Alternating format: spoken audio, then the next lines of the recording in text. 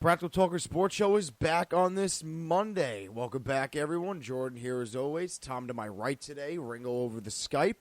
We got Week 4 coming to a close tonight with the Steelers home against the Bengals, a battle of the 0-3s. Jordan, why do you say Bengals like that? What do you mean, Bengals? Why? Bengals. It's B-E. Yeah, I pronounce it B-A. Yeah. It's a weird thing I do. No, people say pillow as opposed to pillow. That's me. I say that. Yep, I say Bengals instead of Bengals. And I do something else. There's another sports team that I say it weird, too. And it's just a habit I don't break out of. I don't even realize it. But if I think of it during the show, I'll say it. But anyway, Week 4 is coming to an end tonight. Steelers home against the Bengals. It's a battle of the 0-3s.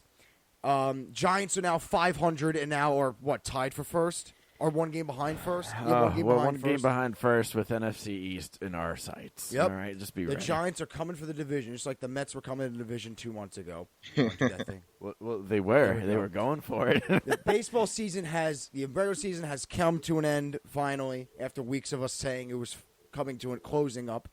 The Mets are out. Mets are done. Yankees are waiting until Friday to play home to the Twins in the first round. You got the AL wild card. The A's home to the Rays. A's home to the Rays. A's and the Rays. Rays and the A's. And you got the Nationals home to the Brewers. The Brewers are the Christian Yelich-less Brewers and finish the season on a tear. The Nationals finish the season on a good run. Oakland, I think, is a team to fear. But, that's the thing. The Mets the whole time were chasing the Cubs and the Nationals, and the Cubs finished 2 games behind the Mets, a game behind Arizona. Yeah, and they just dropped the Cubs off the finished face the of the season earth, falling on their face, which happened to have spikes and nails on the ground. They were a disaster. Then the Cubs let Joe Madden go. Was he going to go regardless, though? I think so. Well, I don't know. His time was last year. Yeah, I don't know. But if you make the wild card, you get in, you win a round or two. Who knows? But, yeah, definitely after that, and no way he comes back. And then also, the Brewers finished 89-73. That is absolutely nuts. And you know how we were talking... In terms of what? In terms of what the Brewers were looking like a couple months ago. They just, like you said, they went on a tear. The Nationals went on a tear, and they finished 93-69. That's a good record. I know. A month ago, they were also up in the air if they were going to hold on. Mets finished 86-76, 10 games above 500. Very good season for the Mets. Not good enough, obviously, but it was a very entertaining season. I'm not happy with the outcome, but I'm happy with the team and looking forward to the future. So should be interesting. Should be very interesting. And it was on Saturday night, Saturday's game against the Braves. Pete Alonso broke Judge's single-season home run record. Yep. He was like one game after the boom, boom, boom, boom, boom. Just kept knocking them out. What was it, the last 3? I know the last 2 were basically back-to-back games, if not one game in between. It was right there. So, man. Yeah, I guess that's something to hold their hats on this year after they failed to make the wild card. And that's the thing to hold your hat on. I don't like holding my hat on anything. Nothing. All right, there's nothing to hold your hat on. Yeah, it's good. Some fans just that makes them go. That doesn't help me in this off season. I don't like. Some fans rest easy at night knowing. God bless you. Thank you. Knowing that he broke the record. Yeah, obviously he broke the record and it's great, but that gives us nothing. We can't hang up a banner of Pete Alonso home run rookie record. It's good. It's good because a lot of fans don't think. A lot of fans are like, this is the best thing they've ever witnessed in their life was, and they're like, this is better honestly, than the playoffs. I was gonna say honestly, it's not the best thing that anyone, because 2015, if you weren't alive for early 2000 and late 90s, but 2015 is better than a Pete Alonso rookie home run record. Ringo, how do you believe? What do you think on that, Ringo? Would you? They're 2015 totally repeat? different. Yeah, 2015 run was unbelievable. It was very fun. It was very surprising, and all that. It's obviously better than Pete Alonso breaking the rookie home run record. Yeah, there you go. Yeah, but just, what do you think about the rookie? What do you think about him breaking the record? I think it's getting very. It's great. It's something to be happy about for Pete and everything, but it's getting blown out of proportion, and I really do think it's just because a New York Yankee and Aaron Judge had the previous record, and it's the Mets. Obviously, here comes the hanging the hat on something, and the Mets want to hang their hat on the star rookie beating a Yankee stud. That's what I'm saying. Yeah, That's what I'm so saying. that That's why I won't think do that with it. if it was a random player in Cincinnati or something like that, I don't think the Mets might celebrate this as much as they are, but I think the fans, all the Met fans that are really like talking crap to the Yankee fans, I think, well, obviously they wouldn't talk crap to the Yankee fans if it was Cincinnati, but what I mean is like they wouldn't be like celebrating this so much if it wasn't because like, oh, we're little brother to the Yankees, big brother, and we finally got something over them, but we don't. They're in the playoffs. We're not. don't. Yeah. I was gonna say At And the end of the people day, are making the comparisons to rookie seasons, Which is completely unnecessary. It's completely irrelevant. unnecessary. But It when the fans, when unfortunately a Met fan does engage in that argument, it's they lose that argument. But it's not necessary. Even if he had a better rookie season than Judge, it's just not necessary. Yeah, Why it can't doesn't you matter. just be happy your player broke a home run record? It doesn't have to do with a Yankee Met thing. Like you said, if it was the Reds, we wouldn't be hearing this. Yeah. But Yeah. We wouldn't be comparing Pete Alonso's rookie season to that Reds player's rookie season. No. We wouldn't be doing that. We are only doing that because it's Mets Yankees, and it's stupid. It's just they're both great players. Hopefully, they're both great players for a long time, and that's it. Just end it there. The Yankees are in the playoffs. We're not. The Mets have a lot of work to do if they want to become a competitive baseball team in the near future. That's it. That's it. You can't fight that. So you say a lot of work. What goes into next season for the New York Mets, Ringo? What is all the work that needs to be done? Let's start with the obvious one, bullpen. We need like 17 bullpen guys because no one That can get bullpen out of needs to it be except for stripped down Lugo. and started from Yeah. scratch. Well, Yeah. you keep Seth Lugo in there. Yeah, Obviously, you're keeping Diaz in there just Yes. because of what he's can be worth and what he cost you. Yeah, you have Familia to could Diaz. easily be gone. Wouldn't care. I'm going to look into the MLB free agent this year. You need to cut. I mean, not you need to cut Familia. Honestly, I don't care. Trade him. Find a way to get rid of him. We know who he is. He needs to be gone. Yeah. And Diaz, you have to hold on to because like you would have to hope that this was just a fluke like bad season for him, and you have to have some hope that he could bounce back. Our next luck is he's season. going to turn into the closing of Jason Bay. He's a closer, Yeah. Jason Bay. Yeah, like that- Jason Bay comes to the Mets, can't hit a Yep. beach ball. Yep. That's what it's definitely going down that path. But like you got to hold on to him, hope that he can turn around next season. And then if he has the same inconsistent year as this year, then you can talk about getting rid of him. But you have to give him another year, unfortunately. But now- hopefully he fixes whatever happened to him this season. Yeah, and you said it. I think they need to shore up the bullpen. And obviously that's not it. You're going to lose a couple players. You're going to get a couple players. You're going to try to make yourself better, obviously. But I think you shore up that bullpen, and are they a World Series team? No. Do I think they're competing for the playoffs again next year? Absolutely. Because you look, Rosario, young kid who's going to be a staple of this team, he played amazing. He played better.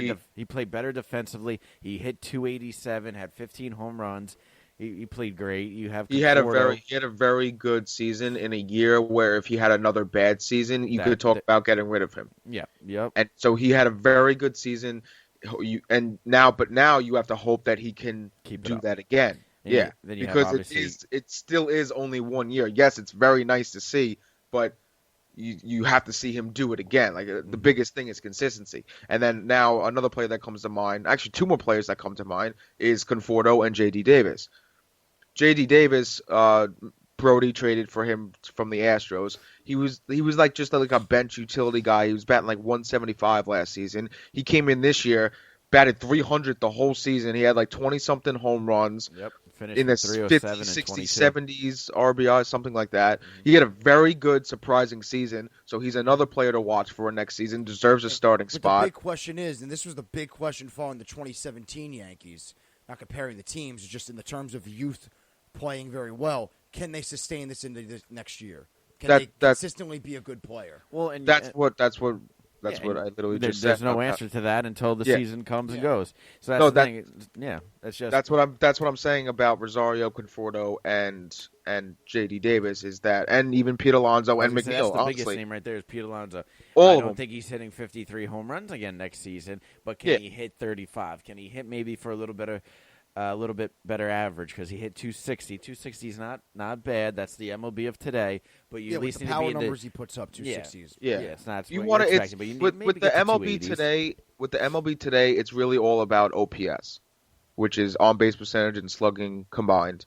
And if you're in the 900s or the thousands, you're considered like a great elite player. If you're in the 800s, like you're just a good Bryce player. Harper last year hit like 240, but his OPS was like 1,000. Yeah, then that's fine. The Like dude that's got on base. yeah, that's fine. You'll take that. I'll take that 240 and I'll take that 1,000 OPS every single season. I was looking at the relievers that are free agents after this year. It's really not that promising.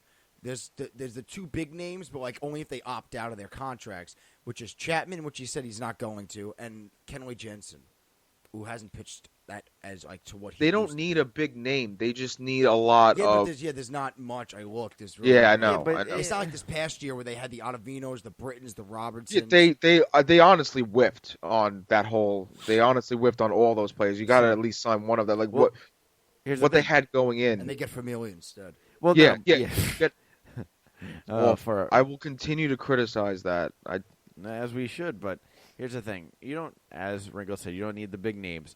But if the Mets do their job and do their job correctly and scout out the players, and they can find a J.D. Davis, but for the bullpen, so to speak, they take someone who hit 156, maybe had a 4.5 ERA, but can get that down to 3 or under.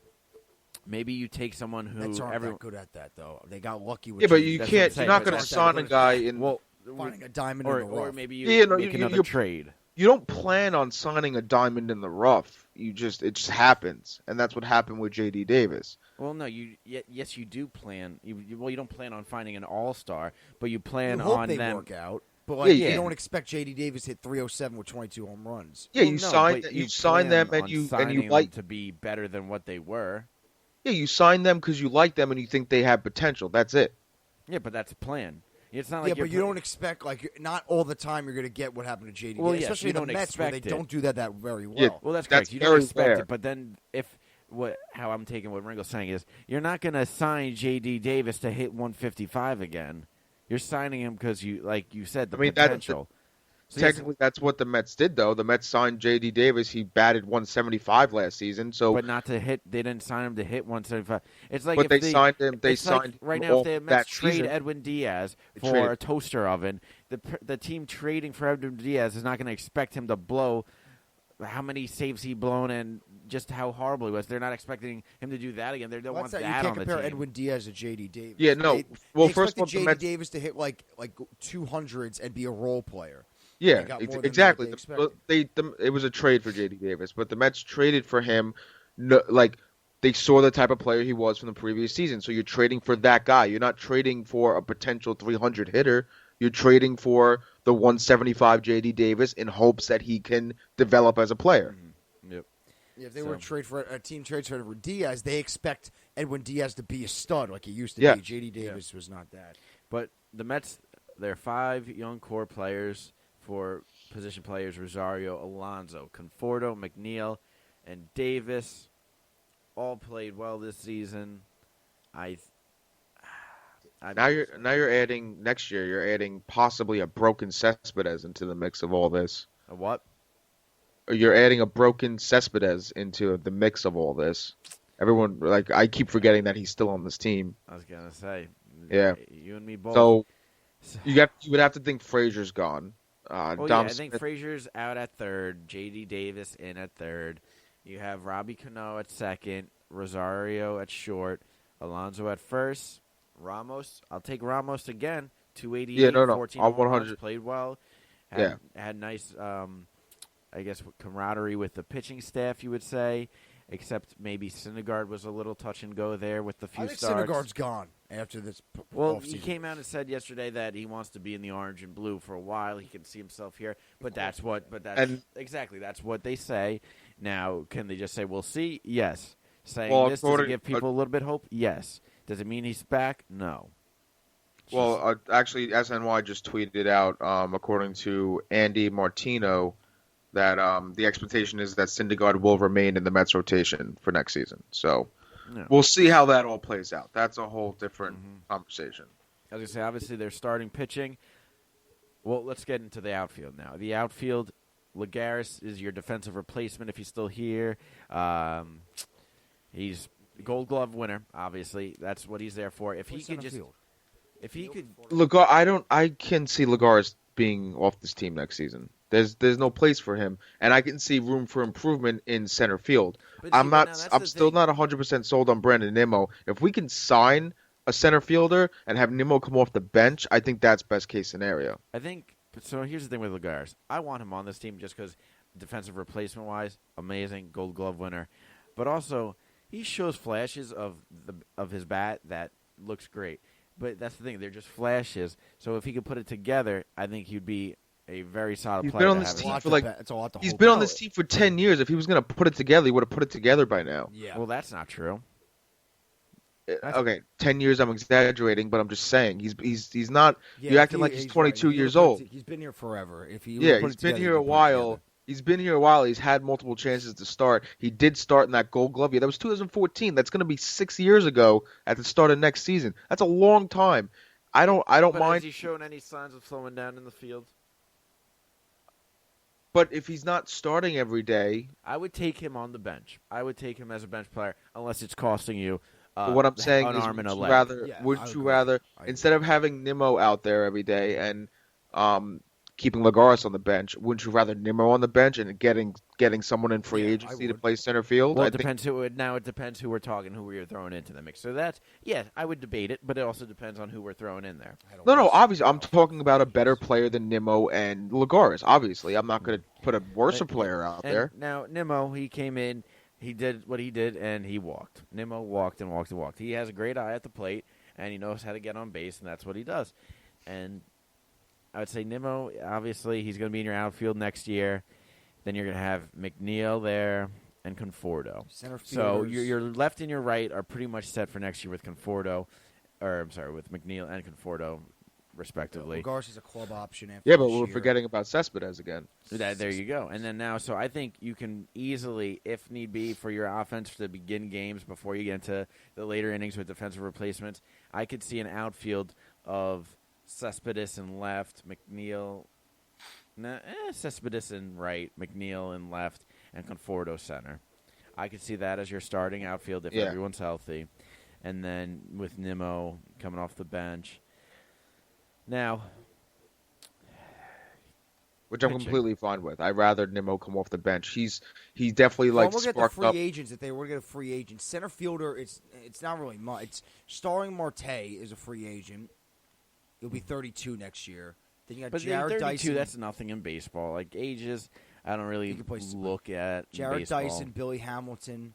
No. I would take Billy Hamilton as a bench player. Right fielders. Adam Eaton, I guess, can play center field.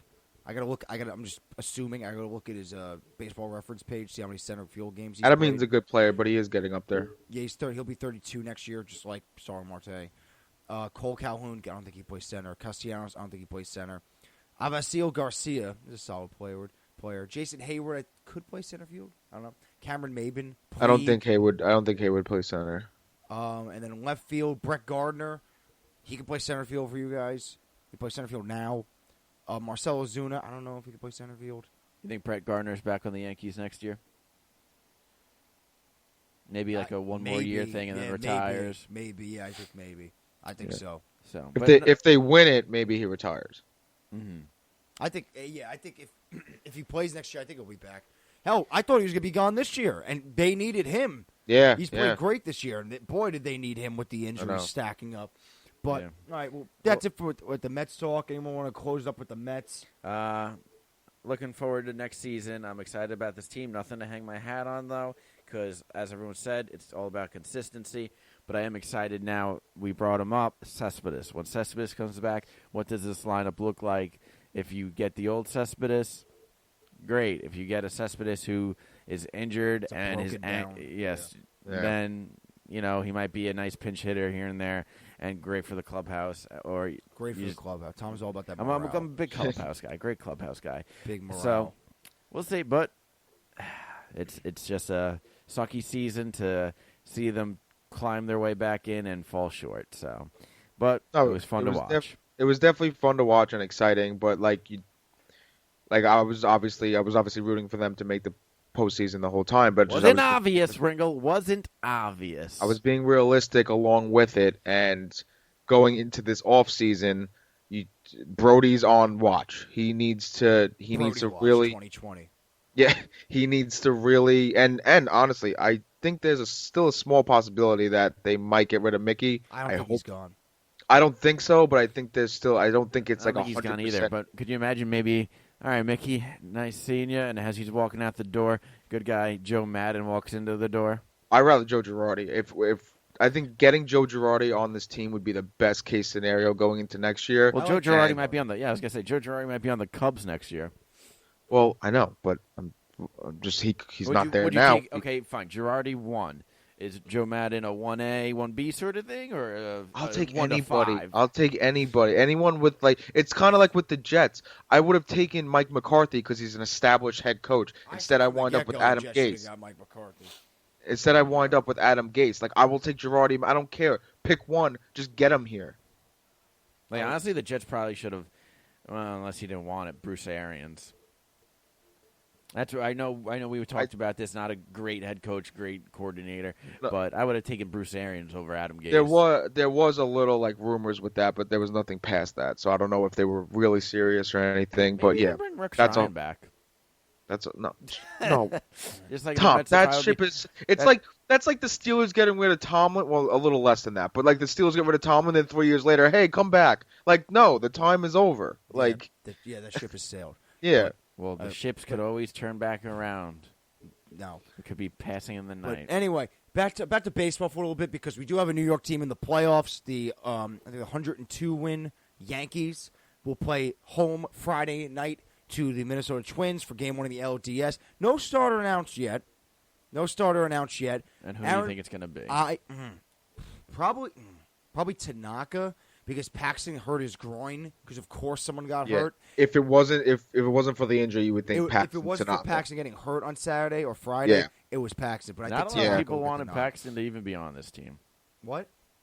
When Paxton signed, everyone's excited. Then didn't he start off a little shaky? Horrible. Yeah, and then there was a span from June into July where this dude couldn't get out of the first inning. Yeah. And so then after the All-Star break, off the team and didn't even want him on the postseason roster. What have you done for me lately? Ever since the All-Star break. I guarantee you if there's a pitcher on the Mets who sucked, you would want him dead. And then if you turn it on close to the postseason, you'd be in love with him. That's the case with everybody. You can't blame you. Wait, I'll give you a perfect example. Edwin Diaz starts half the season crap, then goes back to Edwin Diaz. You do the same thing as the Yankees fans did with James Paxton. It's 100%. Fan would do that. Well, it's 100%. But here's the thing. I don't think I'd go back. Just because the Mets didn't make the playoffs. If the Mets made the playoffs and he was playing great, then you'd go back and throw him out there every game. Yes, you are correct, and I agree with Jordan. It's what have you done for me lately? But the whole Edwin Diaz thing, it doesn't matter. Even if he turned it on the second half and all those blown saves cost us at the end, that's great. Doesn't help me anything. But if they did make the postseason, and you're talking about, want to run him out of town. I'm not talking I don't about want to run him out of town now. I'm not talking about postseason or anything. I'm just talking about wanting a player on your team or not. You just said that Yankee fans now they want him back. They were right to criticize him starting the season because they had a guy last year, Sonny Gray. The same fans. I'm trying to make the point of you're talking about the same fans who they don't even want Giancarlo Stanton on the postseason roster. They don't want him starting. There's some fans like that, and I know it's just a select few, but I'm just trying to say you're looking at if he wasn't hurt, the Game 1 starter, and also a former NL MVP, and they didn't want him. That's a totally different scenario. I don't think they didn't want him on the postseason Stanton was roster, not playing. It was June. They didn't have to. They just were. It was right to criticize him, and then he turned it around. It was just like it's right to criticize Edwin Diaz. You can't compare Stanton and Paxton. Stanton never went. Stanton, the 2 years that he's here, yes, he was hurt a lot this season, but when he was playing, he was still playing at a good level. And that makes it even worse to not even want him on that this field. has nothing to do with Stanton. the standing thing, I agree. It's stupid that people don't want him on the roster. It's absolutely ridiculous that they wouldn't want him starting, or you would want Maben. Yeah, we love Maben. Talkman's out, but let's just say Talkman wasn't out. Yeah, we love those guys, but like, are you going to bench an NL MVP and a guy who can hit the ball out of the stadium in a blink of an eye for Not only are you going to bench them for the outfield, but you also have a DH spot. So you have 2 spots where he can go. No, you're going to put I'm just saying hypothetically, though. Like I remember Stan doesn't have 3 spots to choose from, and then that's it. He's got 4. Like, I remember on shows a good amount ago, a while ago, back when we were in Farmingdale, it came up on the debate of a certain somebody possibly playing first base here and there. A certain DJ Yeah, and he actually LeMahieu. wound up playing first base. Okay, so it looks like Tom was right on Tom that was one. right out of the 90 hot takes he said. Of Tom's hot takes, he finally got one right. I knew I was going The to come first back to base haunt thing. you on that one. I was One waiting day on I was I was watching waiting Yankee but- games. I'm like, is that LeMahieu at first? I'm like, oh no. Tom, I would give you credit.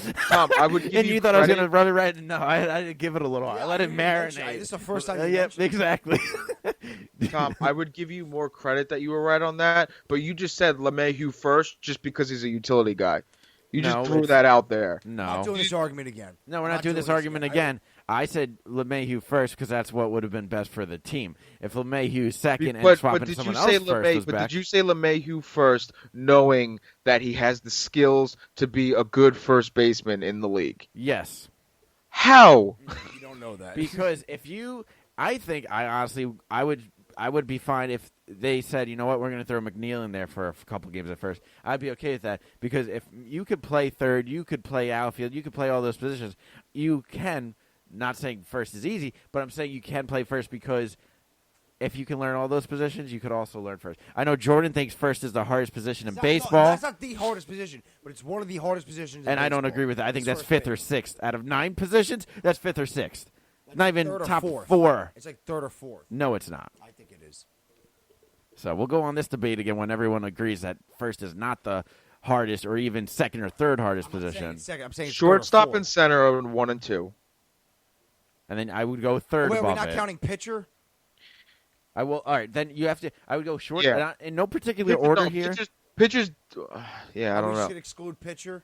Well, I okay, know. Fine. So exclude pitcher, I and then would you be go. like catcher, without pitcher, catcher, shortstop, third base, first base. Okay, so you're on 4. And that's a Center nice. field's tough. Center field's tough. It's got a lot of Then I ground. would go center field. So Yeah. I'm not going no order. I'm just naming the positions. You can rank them where you want, but No before order. first, Shortstop, center field, first base, third base. No order. We can No. name all 9. No, I'm just saying before first base, short, third, center, catcher. So that's when I'm getting. Catcher's third for you. No, I said that's no order. Oh, I'm just saying You're those t- are positions that are before first. I can rank them however I want, but those are positions before first. That was exactly what I just ranked before first. No, you said What- you said third is Catcher. after catcher. Yeah, I did. Or Oh, third I is, thought- I'm sorry, third is after first. Yeah, I did say that. I think for third base is not easy. I'm But saying it's, first I think base it's is very harder. difficult. I think it's harder than first. I think you guys are overlooking center field. To be honest. No, with you. I I'm put sa- center field third. Center field. Oh, I know. third? I honestly, I would go catcher first, short second, third center. You just said first is the second hardest position. No. You just said catcher Getting off first. Topic. Okay, Ringo, Talk quickly. about This the is it Yankees. right here. Well, because Tom Catcher said is first. Paxton should be off the team. Oh, catcher Short first. I see what you're Is saying. second hardest. Okay, are you picking up that? Center Yeah. field is third hardest. Third base is fourth. And then I would still pick a couple of positions before first, possibly, but I'm just showing you. First is fifth. No, I highest. would vote. I would vote first. I would flip first and third. Jordan's not pleased that What- we're back onto this debate. I know. The All right, Yankees, we're- and then Tom mentioned how the Yankees want to get rid of. I don't even know. TJ LeMahieu first. I was right. That's what we came to here. Yeah, you got lucky. You said it. I Because didn't get lucky. It says the word utility next to his name. Yeah, so you that's- thought nobody what could it- play first. No, That's what I didn't just get said. lucky. All right. Anyway, Hey, No, hey, yeah. how could you say something so controversial but But yet so brave? there we go. That All was right, you, at least, that I was at least you. had to say it. If I didn't say it, we wouldn't even be talking. So it came out of my mouth. But, Yeah, it'd probably be for the better. yeah, yes, that day I was sweating. I was yelling so much about that first base argument. But, if it was for Paxton hurting his groin, because who doesn't get hurt on this team? Urshela was limping off the field the other day. It just never ends. He would be game one starter because it's what have you done for me lately? And just because you had a bad couple months doesn't mean you're off the team, Tom. So, what about Severino? Severino will probably be game 3 because Tanaka pitches better at home than on the road. So I would say And just Tanaka due to the goes- fact that he's still coming back. Yeah, he's still coming back. So Yeah. game 1's Tanaka, game 2 Paxton, game 3 Severino on the road. And Yeah, then- But now, if he's just kind of, I know it's injury. It's nothing like he just plays better on the road at home like Tanaka. But do you want Severino game 3, first game on the road, just coming back from an injury? You think that matters at all? I think it matters if they win game 1 because if they win game 1, I think you can go with Severino game 3. But down 0-2, Yeah, 0-2. 0-2, 0-2. Yeah, but then Tanaka doesn't pitch. Tanaka pitches better at home. So then do you put Paxton in game 3? I don't know. So maybe you go Tanaka game 1, like you said, and then Severino game 2. and then depending on Who got win-loss. shelled by Minnesota in the wild card game. He didn't even get an out. Or did he get an out? I don't even think he got an out. The wild card game 2 years ago. But So, I- are you I- okay with the Twins? Is this I'm fine with the Twins. I didn't want the A's. The A's annoy me. Fine with the Twins. They're the same team as the Yankees. The Yankees just got to out They're the the same Yankees. team. They hit home runs. They don't have great pitching. They have okay pitching. Starting pitching, that is. They have okay starting pitching. That's the same thing with the Yankees. They have okay starting pitching. But they hit a lot of home runs, just like the Yankees. They were 1-2. It's crazy with the home runs this year. The Yankees broke like a 20-year-old home run record. And then this year, the Yankees broke their record from last year, and the Twins broke the Yankees' record from last year. But see, now that's the thing. Obviously, something's going on with the balls. Everyone's breaking their records. I think just players are better. I know. I think these balls are juiced. How do you make what do you do to a ball to make it juice? You probably put something on it that's a little bit easier to bounce off the bat. Like, you know how you cork a bat, so Yeah. to speak, and that just makes it fly off the bat? Yeah, but what is this accusation? Everyone's saying balls of juice, balls of juice. Is there balls any of evidence Juice. to it? Yeah, like Well, the I evidence, like, I if keep you look seeing up on this, Twitter, but- there are videos of people hitting home runs, and the ball should be a pop out to second, or it should be a fly ball to center, and it just flies out of the stadium. The batters don't even think it's a home run; they just put their head down and start trotting to first, thinking it's an out, and the Who's ball just juicing carries. these balls? What? Who's juicing these balls? The MLB, The MLB because they want ratings. probably. It's a big scandal. That's a big claim. Yeah. That's a big claim. Yeah. That's Ball very- gate. Yeah, but that can really take down a whole league if that's true. Yeah. It's a big claim. I know Justin Verlander was bitching and moaning about it before the All-Star break that balls were And juiced. Justin Verlander is playing absolutely out of his He mind. does lead the AL in home runs allowed, though. But Yes. he is a Cy Young candidate. I was gonna say, but we didn't touch on it when we were talking about the Mets. Quickly circle back around. The other Cy Young candidate for now the NL, Jacob deGrom, who I believe will get the nod, but we'll see. He's going to win Cy Young. I think so. What about There's that a chance he Chinese goes guy in back to LA? back with it. I haven't even looked at this. The Chinese guy? I can't identify him by who he is. What if he's not? What if he isn't Chinese? The Jordan? Asian guy. There's nothing wrong with that. The Asian guy on the Dodgers. Rue and is it Scherzer? Is it down to those three? Yeah. Yeah, Rue leads in ERA. DeGrom leads in strikeouts. Interesting. I watch Scherzer leads in like wins or something. No, Strasburg does. And then Scherzer is... I can't find him. Scherzer has 11 wins. What was his record? How many does DeGrom, or how many did DeGrom 11. have 11 and 7.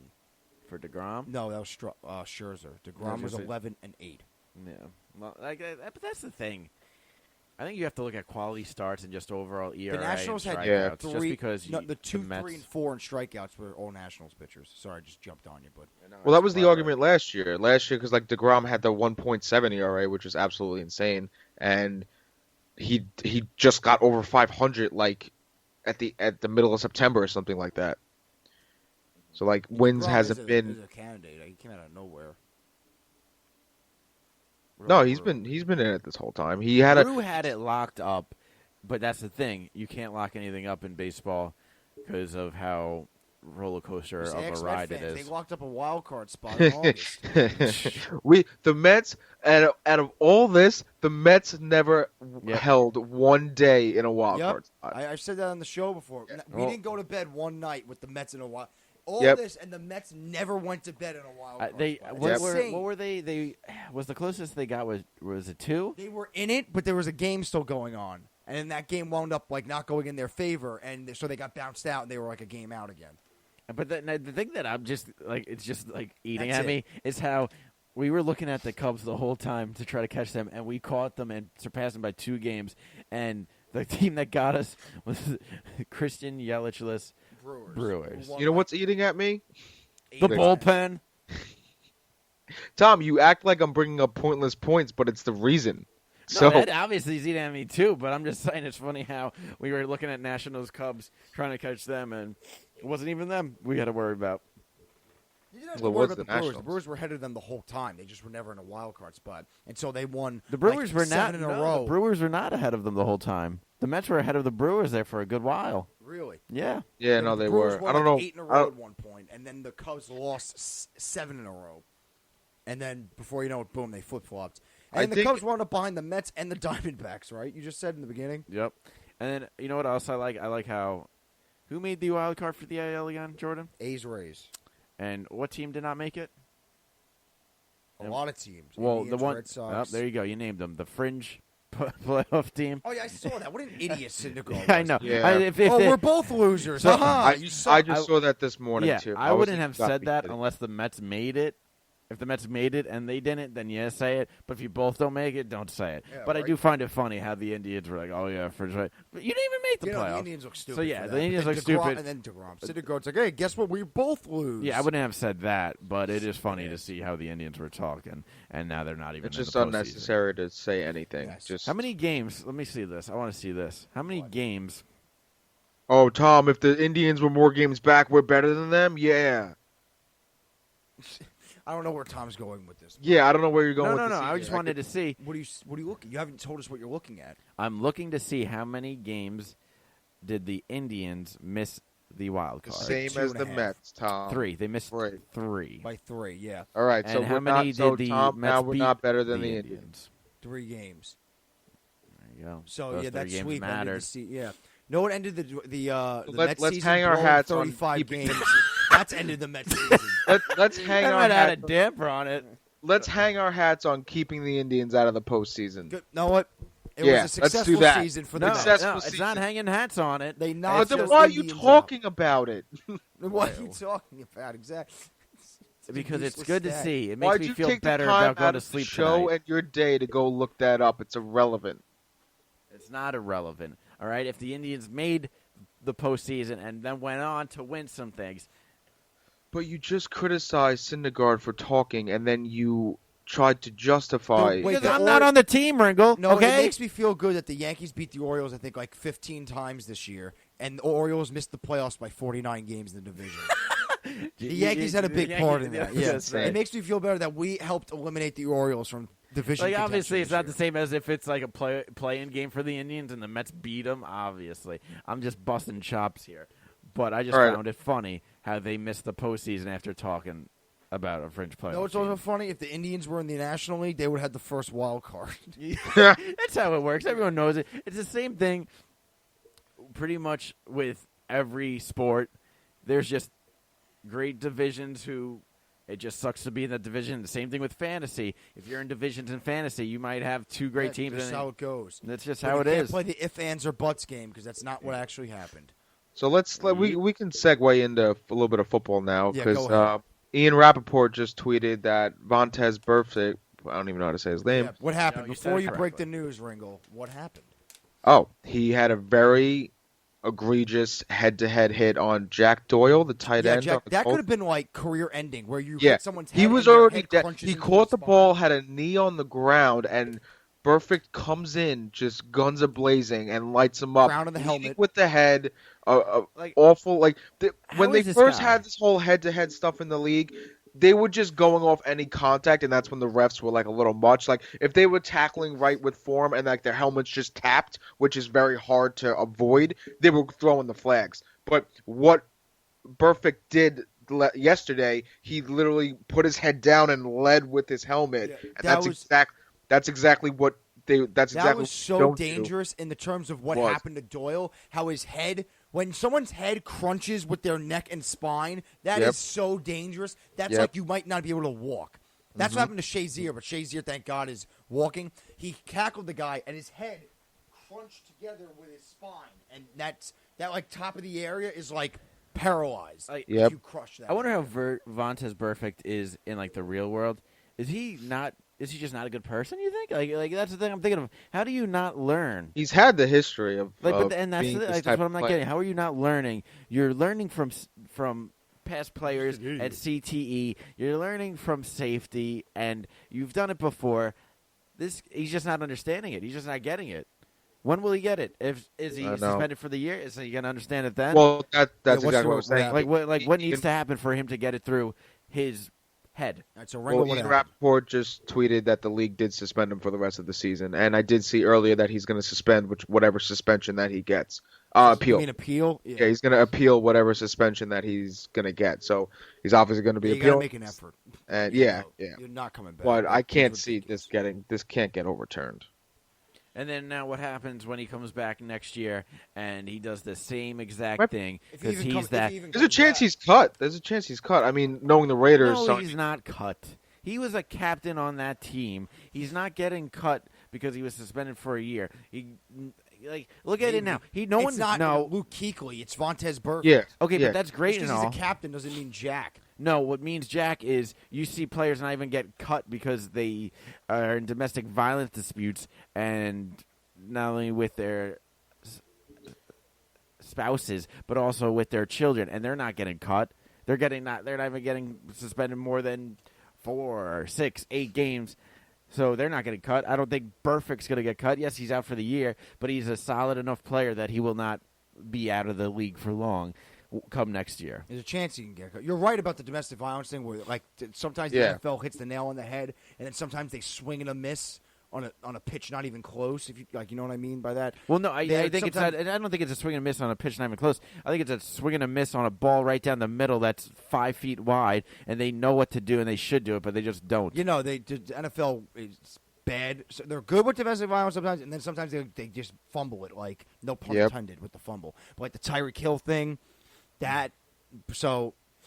And, yeah, the mishandling of the The Kareem Ray Hunt, Rice why it thing, even got. Tyreek Hill, Kareem Hunt, all Well, of Ray them. Rice, he's gone. So, But that's not John because Brown, of the the NFL. the Brian's kicker, Mhm. yeah, he's gone. So that's where they did it right. But is he gone because of the NFL, or are they gone because they're just not? They weren't cutting it, and they're not worth the time. You're and probably right. okay, with so that. the yeah. NFL did nothing to do with it. They did suspend him a Well, couple games. They did. Who they suspend out of the Ray Rice and Brown? They suspended both of them for a few games. What was Eh? their suspension? I think Brown was 2 games, and Rice ended up being 2 or 4. What is I that? don't know how true Yeah. that is. We can look it up. But no, it is true. Like it's what can you do for me on the field? Yeah, so to say Burfict is going to get cut by the Raiders and this could be... No, he'll be back on a team next year. And then when he does it again, because he will do it again, just a matter of when, not if, will he be suspended for... Or not suspended, will he just be expelled from the league? You think is Does this it his again? last chance? But look It's at kind Josh of like Gordon. it's kind of like baseball with the steroids, where you get the 80 game and then you get the life ban, something like that. Yeah, like sort of like that, like a life ban from the NFL. I would like to see him on the XFL. That'd be interesting. But now, here's the thing. Look at Josh Gordon. Josh Gordon should have been out of this league for life, 10 lifetimes maybe? You just kept failing one drug test after another. But Yeah. somehow he keeps getting reinstated. Like, didn't he fail another one last year? But before It the wasn't NFL like could get him- steroids or anything. It was weed, so it's not like he was trying to cheat. It's just he Yeah, but could, they had a whole he thing couldn't get that out if of you his get- own way. I'm not defending him. Yeah, but they had the thing on if you failed so many, you'd be banned for life. Or not banned, or just not, whatever, however you want to put it into words. And they still let... baseball. That's baseball. No, Josh Gordon. You know, but the ban for life for But no, failed but drug there, test. yeah, but there was a thing where Josh Gordon should not have been reinstated by the league, but then he was reinstated, and then last year I think he was going to fail another drug test. He wasn't doing good, and he stepped away from the team, and then now he got reinstated again this year. It's just... Martavis Bryant's out of the league for it. Yeah, like the NFL feel like they just pick and choose. Like there's no set guideline for punishments, whether it be drug test or domestic violence. They kind of there's no system. They just wing every case that comes their way. It. Yeah, it seems like they wing every case that comes their way, and then if they do the right thing, they do the right thing. If they don't, they don't. That's what it feels like, and that's Roger Goodell. It's like it's his time. Like he's got to go. Yeah, everyone hates this guy. I know. I was watching last night's game.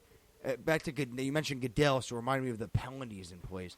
I'm watching last night's game, and it felt like every other drive there was a pass, it was third down, and now it's fourth down, or the pass just incomplete, or it's a big run, and then we got to go back. We got to look at the refs, get in a huddle, and just talk about it for 15 minutes, and then decide, okay, we're going to call a penalty and ruin the play. Third down, oh, nope, incomplete. Fourth down, no, wait, the guy sneezed on the receiver. First down. And then there was one where they threw a flag on a big first down for the Saints. It was the Saints. And they threw a flag because they were going to call for an illegal pick. They got together for 45 minutes, only to say there's no flag. How about you do your damn job, instead of us having to wait in suspense for 45 minutes so you can talk about it, and we got to be upset for 45 minutes because the big play that got us a first down, if I'm a Saints fan, I see a big first down. Oh, wait, no, it's going to get called back because of a flag. I got to now wait in depression because you got to talk about it. I'm just waiting for the inevitable. And then you go, oh, wait, no, it's just do your job and call it on the – all right, there's a flag. Call it. I don't want to have you wait 40 minutes and then discuss it and then say, no, wait, I messed up. Do your job. Jesus. And then there was a play where I think it was Eli Apple. They called holding on him. Not holding. It saved the Cowboys' drive. It was a third down, was incomplete for a pass. They called Eli Apple for holding. Wasn't holding. It's like, what are we doing? I can't enjoy a play anymore because I got to wait. Even Patrick Mahomes is looking at the ref now just to make sure there's no flag. I can't enjoy a play anymore in football. I can't. That's you just ended on the perfect note that I wanted to talk about, but I was letting you go. I needed you to get that off your chest, okay, Jordan? What, the Mahomes thing? No, just the whole ref thing. But, see, here's the thing. As a fan, it's taken away from the game because you can't celebrate a big play for your team whatsoever for a good 10 seconds because you don't know if a flag's coming in. Yesterday I was watching the Giants game. We had Daniel Jones threw a nice slant route for over 50 yards. You see something fly across the field, and you're like, oh, all right. Well, he's still running, but I'm not celebrating because I just saw a play. Like, it's taken away from the fan experience. The fans should be up and excited about a play that just happened, but instead they're not up and excited. They're up looking for a flag because they don't want something to get called back. Yeah, like your guy's running for a 50-yard touchdown. You're not even paying attention to the guy. You're waiting for either the yellow flag to come in from a throw from the ref, or you're waiting on the scoreboard to say flag. Yep, and then the announcer to say there's flag. And it takes away from the game because on that 50-yard run, they should be jogging down the field, getting set, getting lined up. Instead, I see no one moving because, it's coming back. I know it's coming back. There are some times where the flag is needed, and then there's some times most of the time where it's when there's a pass, no effect PI, on the holding. It's one of these dumb penalties that's so ticky-tacky. Yeah, like Tom just said, it just ruins. Like your guy's running in for a touchdown, for like a huge run or a huge passing touchdown, and you got to just sit there and wait to be excited because you're like, oh, here we go. Where's the hold? Where's the PI? Where's the illegal block? Where's the offensive holding? Mm-hmm. And sometimes, the offensive line holding is pretty egregious. So I guess the offensive line holding, that's just like they're not doing their job properly. But we said it last week.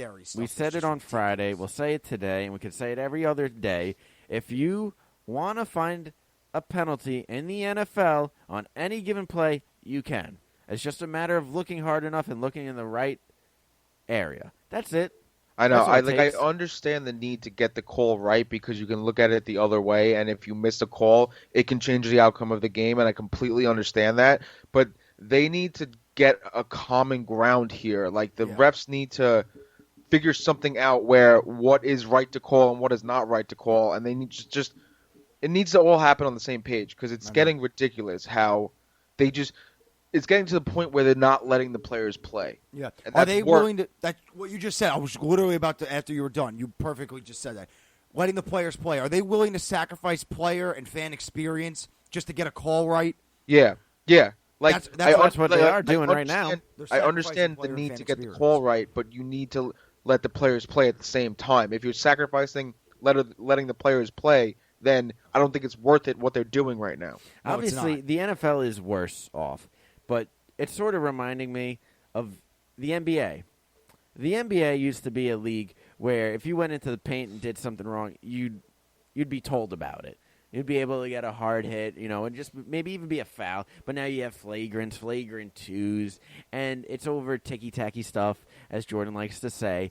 And it's the NFL and the NBA are going down a path where the game is more about the refs than it is about the players.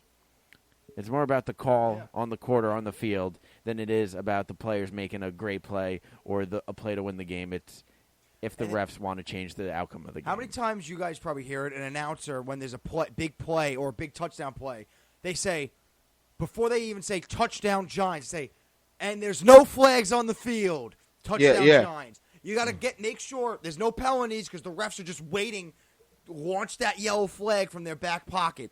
And, there are times where there's there's actually a penalty. You actually got to do your job and call a penalty. Because yesterday I was watching the Seahawks game, and the Seahawks got bailed out with a roughing the passer, and I'm like, oh, here we go. What's this call? But the guy actually just clubbed Russell Wilson in the head with his arm. But now, see, here's the thing: we are now conditioned for flags and penalties. So when we don't see one on the field, like with was it Miles Sanders maybe on the Eagles a week ago or so, and the face mask that was just so egregious, and that wasn't called.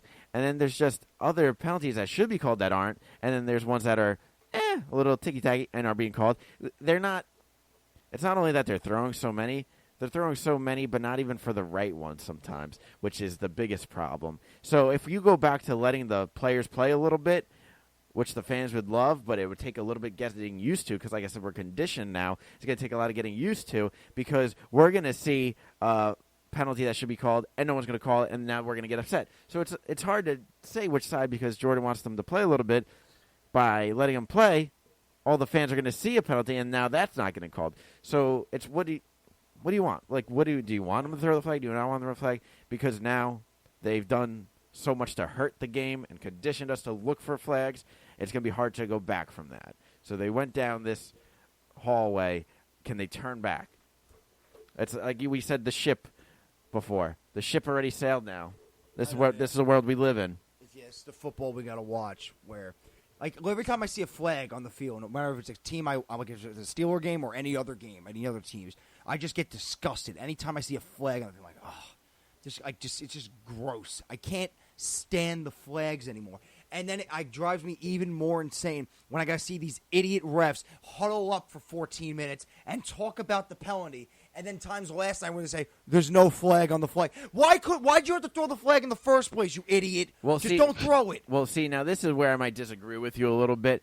If you don't know for sure, like, if you're thinking, oh, that's 95% a penalty, throw it, sure, and then talk about it, and then someone says, oh, no, this happened. So you can huddle together and come together. So I don't have a problem with that just because it's the same thing with turnovers and touchdowns. Maybe throw the flag and then talk about it. Maybe let the play go and then review it. Maybe I'm seeing this every week, every game, though. That's right. Get the call right. So by throwing if you don't throw the flag, you can't get the call right. I'm seeing this way too much, though. That's the problem. And that's because the refs are not where they should be. They don't know what they're doing. They don't know what the penalty is anymore. And there's that's no the problem. consistency. Yes. Yeah, that's a good way to put it. No consistency. So that is the problem right there. But I do say throw the flag and then talk about it just because of, like, the turnovers and touchdowns. It's better to get the call right. So throw the flag, and then if it's not, you take it back. But you can't throw the flag after the play 3 plays later happened. So it's they got a big first down yesterday, the Saints, and the fans, and I wasn't even a fan, and I'm watching the game, and I'm sitting there waiting, like, is it a first down or they're going backwards? And the refs got to talk about it, and there is no flag on the play. Like, oh, thanks, Stripes, thanks. You had me waiting. You had me on the edge of my seat because I have to wait on you. It's not about the Saints or the Cowboys. It's about the guys in the black and white stripes.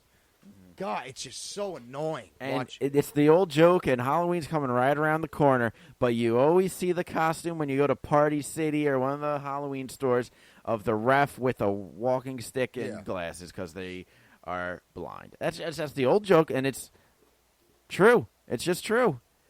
And it's a hard gig. Don't get me wrong. It's something hard game. I'm not saying it's easy. It's not easy. They're humans. They're going to make mistakes. You're professional. But if you are in the NFL, you should. It's just like every day in life.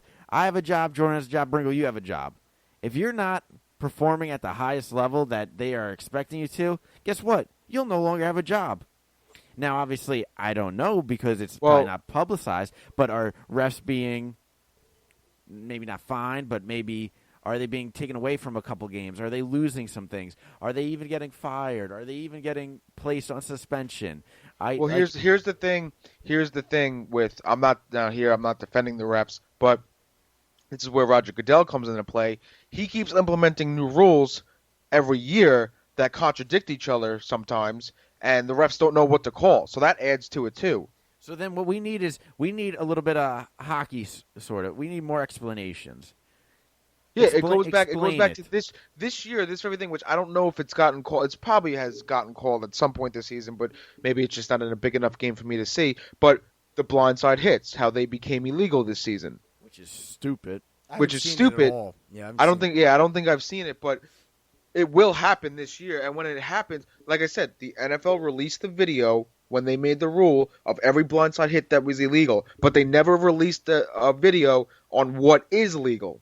Or no explanation of what is legal. So how do you expect? So in that case, how do you expect the refs to do their job the right way? Yeah, I'm not defending them. The refs don't even know what to call. They don't even know what to call. Yeah. So that goes on Roger Goodell, which yes, the refs mess up a lot, but they also have a lot of contradicting rules to follow that have been the case. So then what they need to do is take it out of the refs because I hate Goodell. I hate Goodell too. But now here's the thing. So like Ringo, you're saying. So what needs to happen is before the first week of games or during the first week of games during a commercial break, educate the fans. Have a commercial about the new rules and what to look for, and just show some examples. And not only that, I guess they're not educating the refs themselves. Yeah, forget the fans. You just gotta get to a common ground. So that way they don't get as much backlash. So that way that could calm me and Jordan a little bit down, because if I see something like, it's gonna happen tonight too. I'm gonna be watching. It's gonna happen every single game you watch around the NFL. It's gonna happen again tonight. But we'll wrap this up quick before we get some Islanders. Yeah, I was gonna say we got to get into the Giants also. So we'll finish up on the Giants, but because it's gonna be a quick thing with the Islanders. So Jordan, your Islanders today, pretty interesting moves. Yeah. You could see some of them coming, but Tanner Fritz. Yeah, the Islanders waived Tanner Fritz, Thomas Hickey, and Josh Hosang was the big one. Josh Hosang was many years up and down this organization, whether it be minors and the majors. Just couldn't find a fit. Always found a way to find himself back in the minors. Never panned out, and today was the day they waived him. Don't be surprised the team picks him up on waivers, sends out a waiver claim, and he's gone. If not, he's back to Bridgeport. Tanner Fritz. I don't think anyone's going to claim him. And then Thomas Hickey, who doesn't have a great contract. They've been trying to trade since last year. Couldn't get a trade. Finally, they waived him. If a team picks him up, then they take his contract. It's off the Islanders. But if not, he goes back to the minors. I think Hosang will be claimed. Tanner Fritz, I don't think he will be. And Hickey, it's up in the air. So there you go. Islanders start Friday night at home at the Coliseum against Washington. And then they're home in the Coliseum on Sunday against Winnipeg. That's how they start off their I also weekend. Heard some rumbles that the Islanders were in the market, maybe for a defenseman, or they were going to not defenseman. They're in the market to trade a defenseman to try to get a forward, yeah. But we'll see. Lamorello usually keeps his business quiet, so you don't really hear much rumors. That's why. But it looks like they're going into the season with this roster they have now. Yeah, I like that, though, keeping everything close to the chest, so to speak, just because as a fan, if I'm on Twitter for 7 hours straight trying to get some news, and then it comes out, the Islanders are in to get so-and-so. Yep, it's going to happen. It's going to happen, and it doesn't happen. Yep. I got my hopes up for nothing. I know. Yep, I agree. So just keep it close to the chest, and then once that deal's finalized, there's no questioning it. So, all right. Our Thursday picks. Well, there was a game yesterday, Jordan. We got a minute left here. We've been on for 59 minutes. So we're not going to touch on the Giants here. I guess we could do it quick. Oh, Daniel quick. Jones in the Hall of Fame. Yeah. So Ringo said himself, Daniel Jones, second game. Wow, wait, time out. The Thursday night game is a pick'em. It's even. Oh, it changed to even. Me and Ringo looked at this before the show started. It was -1. It's even. Oh, Yeah, now it went it's down to even. even. So that's why we tell you when we record the show on what we're doing, because that is going to change, and someone's going to be -1, I'm going to guess, by Thursday. But for right now, it is even. But before we get into the Thursday night game, as I was saying, Daniel Jones and the New York Giants were taking on the Washington Redskins at home. Daniel Jones, first drive, as the Giants have done each and every game so far this season, they have scored. They scored their first drive with a Daniel Jones pass to Wayne Gallman for 6 yards. And then after that, Daniel Jones still looked pretty good. He ran the ball nicely. There was a 3rd and long where he escaped, I would say, 2 to 3 sacks and ran for it. I think he needs to learn how to slide a little bit. He seems to be diving forward on most of them. That's just, just picking out. Just you want this young quarterback who has promise to stay healthy, so he needs to learn how to slide. And then we get into later on in the game. He started off nice. He did hit a little bit of a rough patch there, threw 2 interceptions, basically back to back. And then after that, he played a game manager game. Nothing too bad, nothing too egregious. The Giants went up 14-0 on a Wayne Gallman rush. Then at half, they were up 17-3.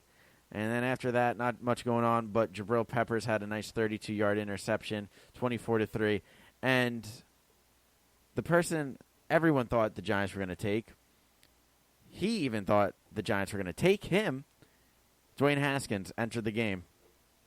Didn't do too hot. No, did not do too hot at all. He threw 3 interceptions, and the Jabril Peppers pick 6 that I just mentioned was one of them. And he did not look good at all, and that's what people were wondering. Yes, Daniel Jones is looking good, but let's wait until we see Dwayne Haskins. Let's wait until we see the other quarterbacks to make a definitive side on if Giants made the right pick or not. And we saw a little bit of them, 3 interceptions. So, Ringo, did you watch any of the game? I didn't see much of it, no. So, No, I was cleaning out my garage. oh, well then, I guess this is all on me. But Gallman looked great. He had over 100 yards for I did see like the stats 2 and some highlights. I touchdowns. saw the Peppers pick 6. I did see all that. Yeah. But I didn't. Yeah, Daniel Jones, 225 yards, a touchdown, 2 interceptions. Nothing great, but he played well. And Dwayne Haskins, 9 of 17, 107 yards and 3 interceptions. So They're both rookies. It's early. They got 2 years to see if they're going to be consistent on either good or bad. yeah, so Just take it week to week. Yeah, just that's what we're doing. Patrick Mahomes is once in a blue moon. Yeah. Yeah. You're not going to get a Patrick Mahomes. No, every pick in the draft, every quarterback pick in the draft, you're not going to get a Patrick Mahomes. Yeah, but what makes this win more exciting is, I said it before, is Barkley. He was not in this game, obviously, with the high ankle sprain. And you have Gallman going for over 100 yards, 2 touchdowns combined. And once Barkley comes back, that's where things will get even more exciting, because Jones is doing this with Gallman, and for most of the Bucs games with Gallman and Penny, and now this game with Hillman as well.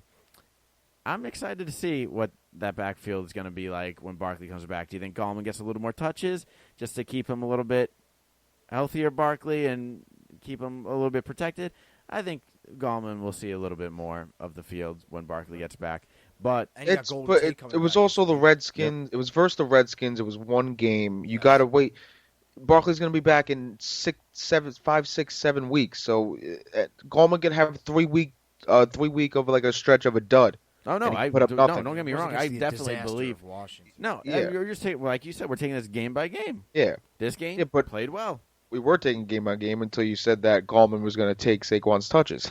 No, I'm not saying he's going to take them. Saquon can have every touch he wants to have, and he will have every touch he wants to have. Gallman's going to mix in touches to keep Yes, I'm not saying he's taking his touches by Gallman playing so well. I'm saying maybe he should take some touches to just protect Saquon. But that's if he keeps up this play. If he goes out and he's like a dud like he usually is, then they'll throw in someone else to keep Saquon all day. It's not going to be a mixture. Yes, but you're absolutely right. So, and then the game was over. As we said, Giants won 24-3 to go to 2-2. Game back of the Cowboys, tied with the Eagles. And our old friend from the Giants, Landon Collins, had some words with Jabril Peppers.